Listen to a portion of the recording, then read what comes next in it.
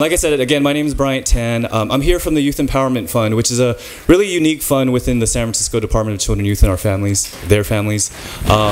What we are is a set-aside that San Francisco voters voted on in 2000 to dedicate towards youth-led projects and youth-initiated projects, funding what youth think are important as things needed in their community and things that they need to change. So. I'll give you a little bit of a background, but we'll move on after I give you the background to let these guys up here tell you about their experiences and what they think takes youth to be empowered. So here's a little bit about the Youth Empowerment Fund. Like I said, it was approved in 2000. It dedicates approximately $1.3 million annually towards youth leadership development and civic engagement programs. Now, the key words here really are youth leadership development and civic engagement, not necessarily the $1.3 million. I know that's bigger than some organizations' budgets, but what it really does is make central within our department and make central in San Francisco young people's abilities to have voice in what gets funded, have the ability for young people to decide what issues they want to work on and how they think they can come up with actual solutions to those issues. Our funding really falls into a few different categories. The first is youth-to-youth philanthropy. And so what that looks like is young people, so these three up here, as well as other groups in San Francisco, deciding what strategies we need to fund. So I think, you know, how many funders are in the room? So there's quite a few of you. So there's a process that we all go through, determining kind of what's strategic and what's gonna kind of move the needle and that kind of conversation, to actually allow young people to take on those roles, not just as recipients of programs, but saying, hey, we actually think, you know, youth need more jobs, or we need to work on the environment, and then actually allowing them to put out an RFP, get proposals, review those proposals, and make decisions on who gets funded has been really transformative for the young people we work with. So youth-to-youth philanthropy is one of our strategies. The other main strategy that we do is through youth organizing. Youth organizing is really community organizing involving young people. So young people getting to decide, you know, I care about education in my community. One of the campaigns that several of our organizations worked on several years ago was deciding that they wanted ethnic studies to be a required core course within San Francisco Unified School Districts. So rather than just saying we need to learn how to read and write and math and science, they said we actually need to have relevant education about our cultures, about the communities that we come from. And now they're piloting it within several of our high schools with hopes to eventually become a mandatory class that all students take. Another issue that young people are working on through our funding. In the mission of San Francisco, there's a group that primarily started out as a financial literacy organization. But what they've done is said, beyond financial literacy and teaching young people how to save, besides financial literacy, what they need to do is really get to the root of the problem around predatory lending, so things that, you know, maybe adults experience.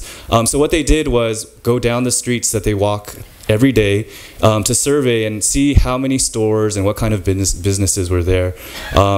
In the Tenderloin, Mission, and the Bayview districts in San Francisco, there's high concentrations of check cashers.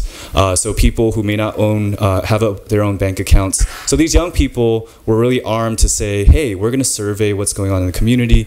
We see this as a problem. We see our parents, you know, having their checks, you know, cashed at these check cashers and not having 100% of that cash back into the family. We need to do something about this. So they're currently figuring out legislation that can work both locally as well as statewide. So these are ways that young people are identifying things that they care about and then actually mobilizing their communities, educating their communities, and changing them. And that's all not just due to our fund, but really supported by our fund.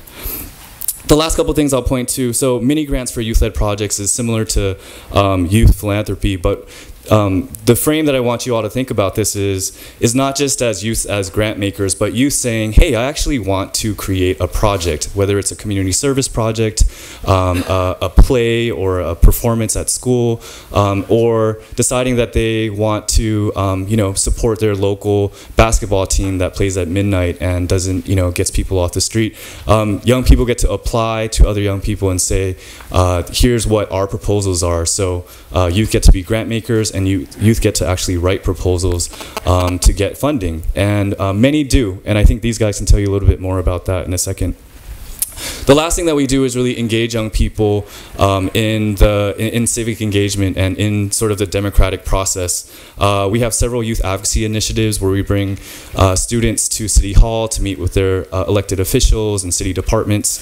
And it's really, again, transformative when a young person has never even known that district supervisors exist or never thought that they could be in the same room with the mayor, to be there and actually voice, hey, here's the thing I care about, which is my bus ride to school, or here's what I'm caring about, or what happened to me yesterday, which was something in the cafeteria. So they're able to translate their stories and have a voice with these electeds. Kind of fundamental to what we're talking about is really a belief system. The first is that youth should be making decisions that affect their own lives. We often, survey young people and have focus groups, but to actually say that besides the serving the focus group and taking that away and disengaging them from that process, to say, okay, we're going to bring that focus group back repeatedly to actually come up with the solutions. That's a core belief of the Youth Empowerment Fund. The second is that youth possess the knowledge and ability to be leaders in their communities. I think oftentimes we think about youth leaders as leaders among youth and among their peers, but I think through our fund we've really seen examples of young people leading seniors and leading adults and being really kind of important voices for their entire community, not just their peers. And the last is that we really believe that you should have access to resources and funding. That's partly why the fund exists. But to actually say, you can advocate all you want, you can go to City Hall, you can meet your legislators, you can make policy, but oftentimes, that can sit on a shelf if you don't have that funding to support that. So, so that's really what the Youth Empowerment Fund is. You can get more detail about it online, but I want to pass it on in a second right now to two members of our Youth Empowerment Fund Advisory Board. So, respecting youth voice isn't just about giving money to programs to increase youth voice, but actually is core to our actual funding, so or the way we make decisions. The Youth Empowerment Fund Advisory Board is made up of 16 young people from throughout San Francisco. We only have 3 here today, but you can kind of see a splattering of who's been on the board the last few years. But they really drive our entire project. They get to decide, which projects to fund, which projects to not fund. They go out there and train young people to understand how to write a proposal or how to even identify issues in their community to actually create projects. So I'll pass it on from here, because they want to tell you how to be empowered and how to learn. Hey, so once again, I'm Nina, and I've been on the board for 2 years and thoroughly enjoyed it.